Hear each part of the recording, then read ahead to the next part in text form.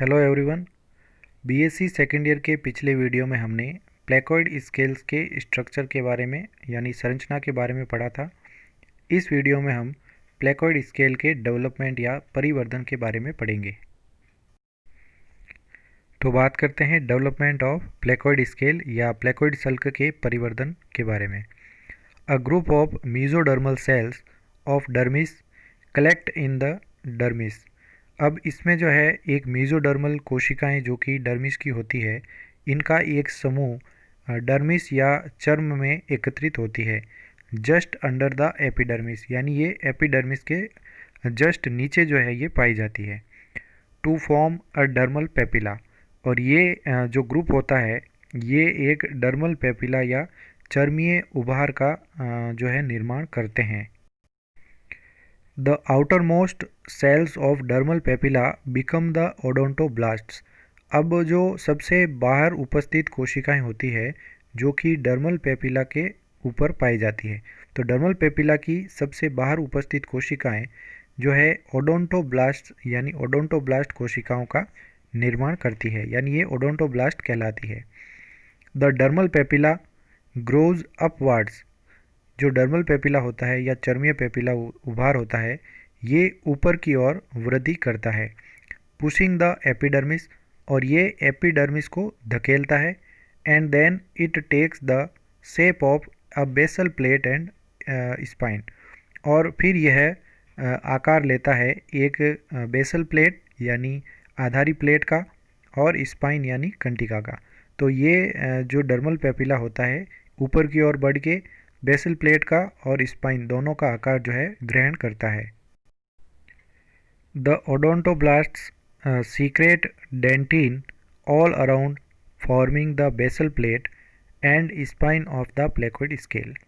अब इनमें जो ओडोंटोब्लास्ट्स कोशिकाएं होती है ये स्त्रवण करती है डेंटिन का, तो ये डेंटिन का स्त्रवण करेगी और ये करती है चारों ओर फॉर्मिंग बेसल प्लेट यानी आधारी प्लेट के चारों ओर डेंटिन का स्त्रवण करती है, और स्पाइन जो होते हैं प्लेकॉइड स्केल के इनके चारों ओर भी डेंटिन का स्त्रवण ओडोंटोब्लास्ट कोशिकाएं करती है। The dentine of the basal plate becomes calcified. अब ये जो बेसल प्लेट का डेंटिन होता है ये कैल्सिफाइड हो जाता है यानी कैल्शियमी प्रकार से बन जाता है। The Malpighian layer of epidermis. जो एपिडर्मिस की अधिचर्म की जो मेलपीजियन स्तर होता है ओवरलेइंग द डर्मल पेपिला, जो कि डर्मल पेपिला के ऊपर पाया जाता है, इज़ नाउ कॉल्ड द अमेलोब्लास्ट्स। अब यह अमेलोब्लास्ट कहलाता है। Form the enamel organ. और अमेलोब्लास्ट जो होता है ये इनेमल ऑर्गन का निर्माण करता है, which form the विट्रोडेंटिन।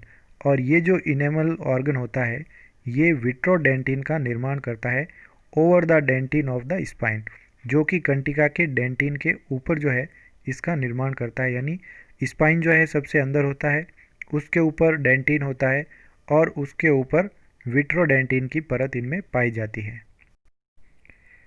The dermal papilla in a growing scale forms pulp in the pulp cavity of scale. अब ये जो डर्मल पेपिला होता है जो कि एक बढ़ते हुए लेवल के अंदर या स्केल के अंदर पाया जाता है, ये बनाता है पल्प जो कि पल्प कैविटी के अंदर होता है, यानी मज्जा का निर्माण मज्जा गुहा के अंदर किया जाता है। The overlying epidermis moves away and so that the spine projects above. अब ये जो ऊपर पाई जाने वाली एपिडर्मिस होती है यानी एपिडर्मिस की जो परत है अधिचर्म उपस्थित होती है ये मूव्स अवे हो जाती है या हट जाती है, and so that the spine project above, और इसके कारण जो है स्पाइन इनमें से होके बाहर निकल जाते हैं या ऊपर की ओर निकल जाते हैं। While the basal plate remains embedded in the dermis.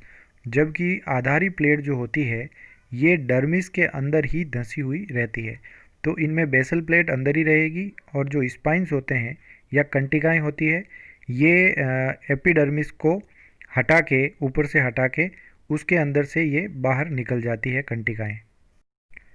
तो जैसा कि हम इस डायग्राम के अंदर देख सकते हैं कि क्रम अनुसार डेवलपमेंट इसमें किस प्रकार से होता है। तो एपिडर्मिस जो है, ये जो ऊपरी परत इनमें पाई जाती है, ये संपूर्ण एपिडर्मिस कहलाती है। इसके नीचे की जो परत है, ये संपूर्ण परत इनमें डर्मिस या चर्म कहलाती है।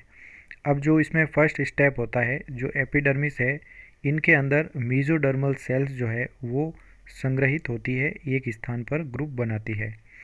इसके बाद में दूसरे स्टेप के अंदर एक डर्मल पेपिला जो कि उभार के रूप में होता है, ये बाहर की ओर निकलता है। फिर इसके बाद में इनेमल ऑर्गन का निर्माण होता है तीसरे स्टेप के अंदर, और ये जो पेपिला है वो अधिक बाहर की ओर निकल जाता है। और इनके अंदर डेंटिन जो है, ये यहाँ पर मध्य में इनका निर्माण होता है।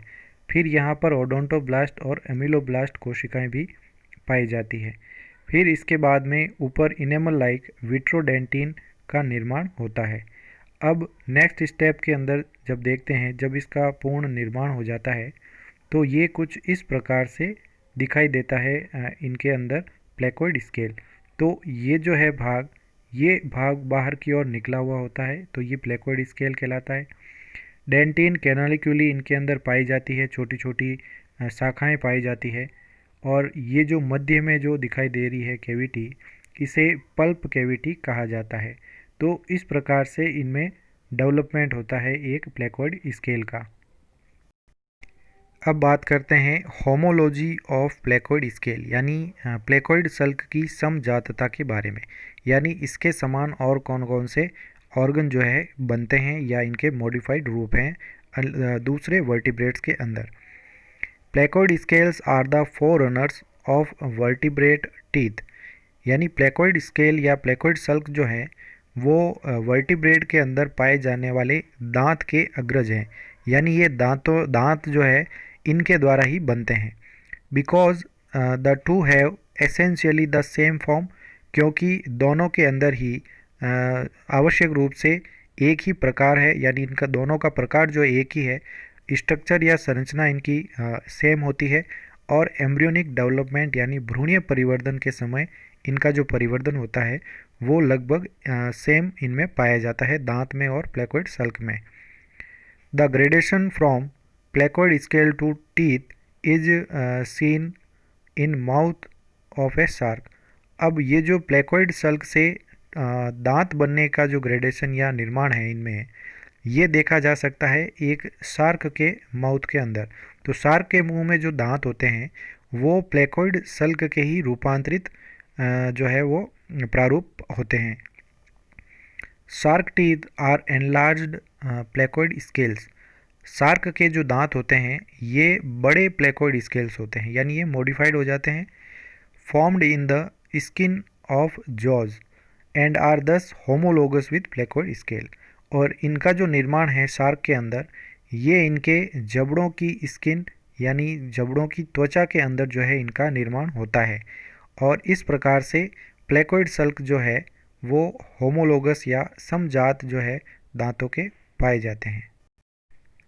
But there are objections to the this hypothesis, लेकिन इस हाइपोथेसिस के विरोध में कुछ ऑब्जेक्शंस भी पाए जाते हैं। And A more recent view, और ये हाल ही में दिया गया एक व्यू है इसके बारे में, कि both placoid scales and teeth are modified remnants of bony dermal plates.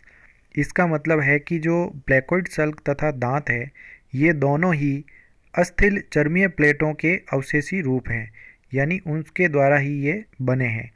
Found in the ancestral ostracoderms and placoderms, जो कि इनके पूर्वजों में पाए जाते थे, जैसे ऑस्ट्रेकोडर्मी और प्लेकोडर्मी मछलियों के अंदर पाई जाती थी अस्थिल चर्मीय प्लेटें।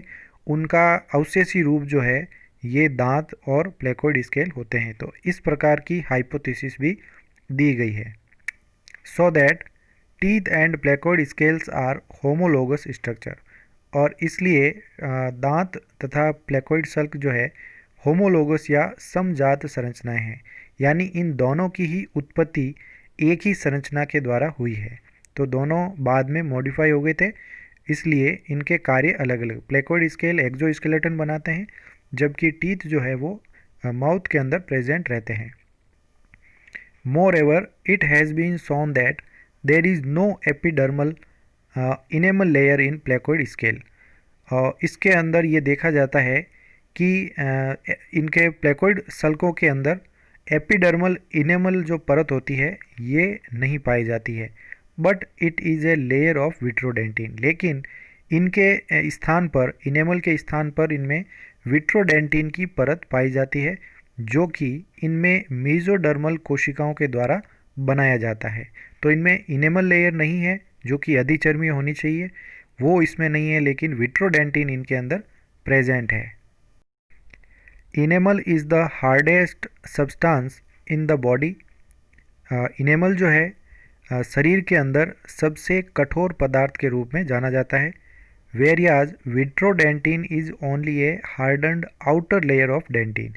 जबकि विट्रोडेंटिन जो होता है ये केवल एक कठोर हो चुका बाहरी परत होती है डेंटिन की, यानी कि विट्रोडेंटिन जो है ये डेंटिन का एक कठोर हो चुका प्रारूप है जो कि विट्रोडेंटिन के रूप में पाया जाता है। The enamel organ does not secret enamel.